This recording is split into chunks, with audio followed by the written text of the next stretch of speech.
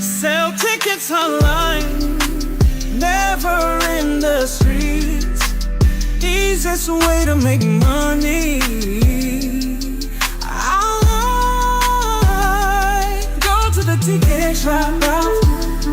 Click the link at the top line of the description. Don't wait. Just thumb it up real quick before you bounce. And I appreciate everybody that listened in.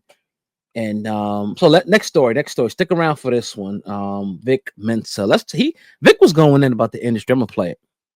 Being an artist at a time when work is so devalued and appreciated, the impact on the mental health of artists the streaming era is creating. I remember I saw James Blake was launching that platform Vault, where he was having artists put their catalogs unreleased up, and I saw a comment on it that was like, why would I pay $10 to one artist when I could pay $10 for all artists ever? And at the time I was like, that's so fried of a mentality, but like today it kind of hit me like how impacts the mental health of artists. People feel like that shit not worth $10. You know what I'm saying? It's heartbreaking, but it's hilarious at the same time. Like, not worth $10. Artists are already people that are predisposed to suicide. Like, that shit not funny, but that's real. To add into that a dimension of economic inequity so profound that not even the record labels know what to do. I'm gonna be real with you, good. This is kind of a twofold thing, because some of the artists, actually, appreciate the streaming. I guess it kind of it depends, I guess, where you are in your career. And here's why it could be unfair to some artists who, here's how it could be beneficial. Here's how it could be, unfair. It could be very beneficial, right? Because artists that you're not necessarily going to go, buy their project anymore. You can scroll through, their titles and whatnot. It's good for the consumer, because I can go listen to Jadakiss, Jay-Z, Usher, Chris Brown, Michael Jackson, all in one place.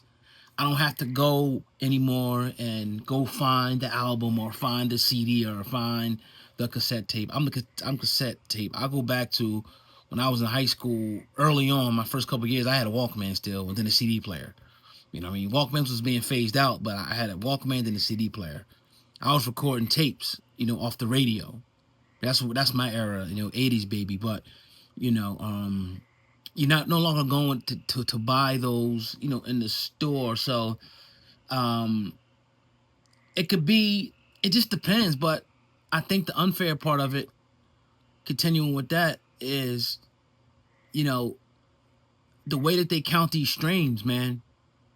You got to get so many streams to equal a sell. And it kind of takes away, unless you're doing crazy numbers, it takes away. But it also provides a way for these artists to eat for the rest of their life. So it's kind of a give and a take. And I heard talk to some artists who love it. And I talk to some artists who want to go back to people going into the store and buying the physical copy. Because let's just say, if someone passed away, I'm not going to put no names out there and put the energy out there, but our favorite rapper passed away. Let's say when Nipsey passed away. Let's just say that, right? Instead of people streaming his music, right, they would have to go actually physically buy, a song, or physically buy, whether it be not $1.99 a song or $20 for the album. They would physically buy that, Now, like he's saying, you pay Tidal $20 for a family plan, or iTunes $10 for a plan, and, whatever. You're using Spotify, and you get to listen to everybody. And they claim that they breaking these people off, or whatever the case may be. We already saw Snoop Dogg, what he talked about, and how them splits go.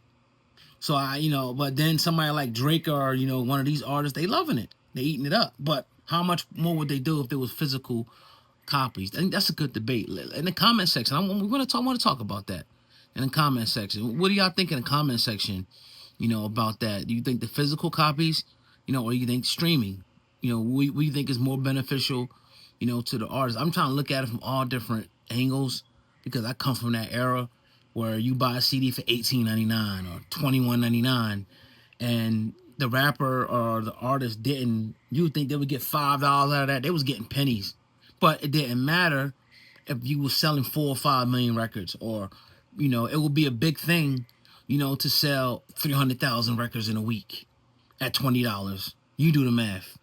Even if you're getting a percentage of it, and if you're getting 50% of that, you make crazy money. But now you put something out and you stream 10,000 streams, it's only equal to about, let's do the math. Let's see. Let's see real quick. We'll do this in real time, right, bro? Wow. Wow. Man, but you hear, this is what he's saying. Like, I guess it just depends, man, on who the artist is. It depends on a lot of different things, but it could discourage a lot of people because, you know, for you to pop like that, you really got to be popping like that. You know, you can't. That's why artists don't focus in on full length albums anymore. Like they focus on just the single and getting hot to the single and getting the bag instead of putting out a body of work. But I'm gonna digress. Let me know what you guys think in the comment section below about what Vic said and what I said. You know, and let me, if you got any information to add, please add it. I appreciate y'all. Hit the thumbs up on the video.